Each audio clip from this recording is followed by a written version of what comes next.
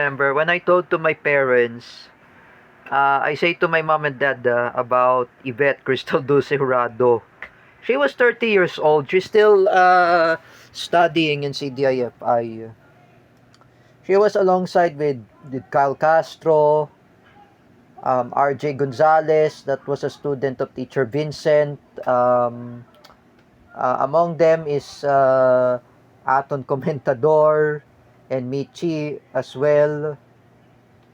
And Barbara, of course, you remember Barbara, but they're still studying. But I say to them, when they're studying, they're still studying. But I never comment about on their posts. I never comment about where they are just studying. They are studying, absolutely. I know Yvette eh. My friend Yvette, magkilala kami That's what I say to Lawrence Villawan. She's still studying. But in my YouTube video, whether Yvette is studying, how does Yvette was still studying? Of course, she's still studying in CDIFI. Uh, Many years ago, I know 1998, oh, when she was 4 years old, Yvette was older than teacher Gio Malana. Oh, Yvette is older than my cousin Arion. But she's still studying. Alright.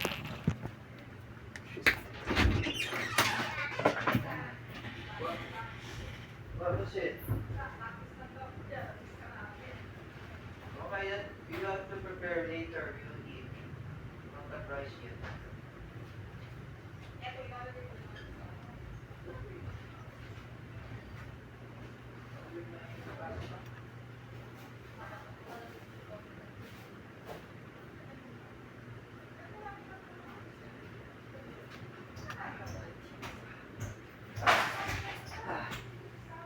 Okay, I'm just making my video about okay. Okay, I fixed those stuff.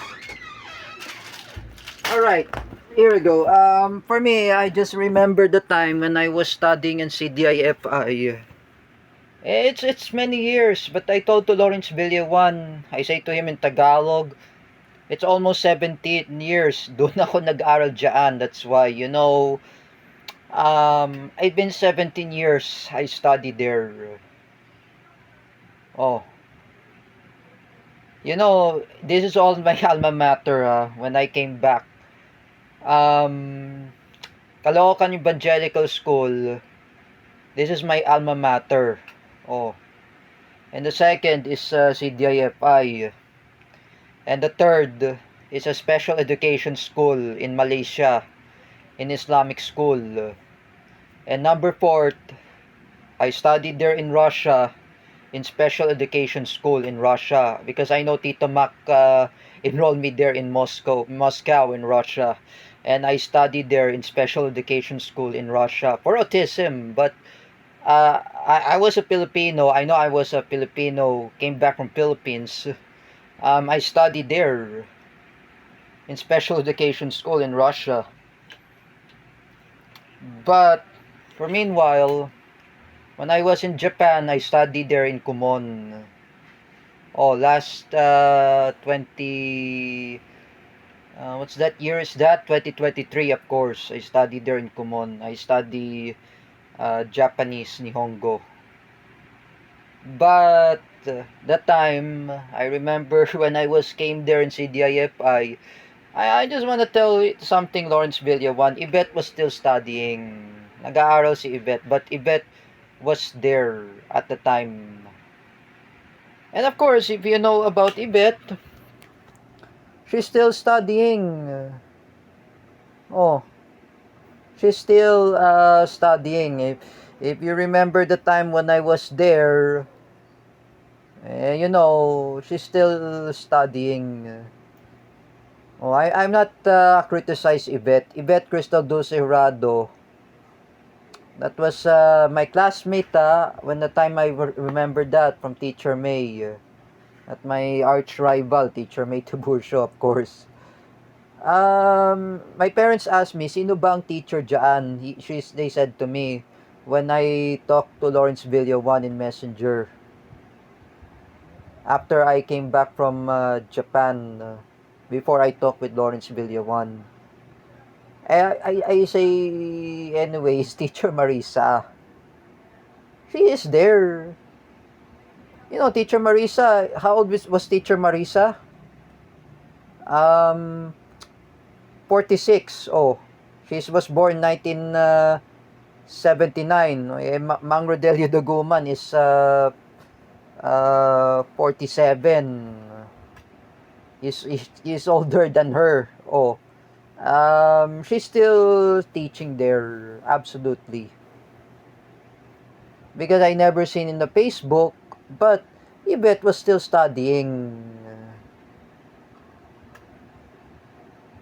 That is true.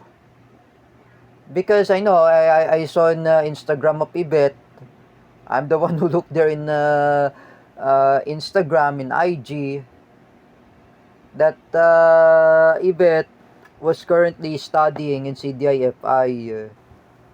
She's still studying, but if at the age of 30 years old, I know Yvette wants to graduate at CDIFI. I say, if you're 30, you can stop studying. Oh, like me, I was stopped studying in CDIFI since beginning of my age as 23 years old in 2020. Oh, beginning until 23, but that was a long time, 17 years. But it was my age, 23 years old. Because Jens is first and Kathleen is first. While me, I'm the second and the last. Together with Alfred Eslabra, Kuya RP Macapagal, Jude Goles, and even Lawrence Villawan and Paula Nunez as well. We are the last.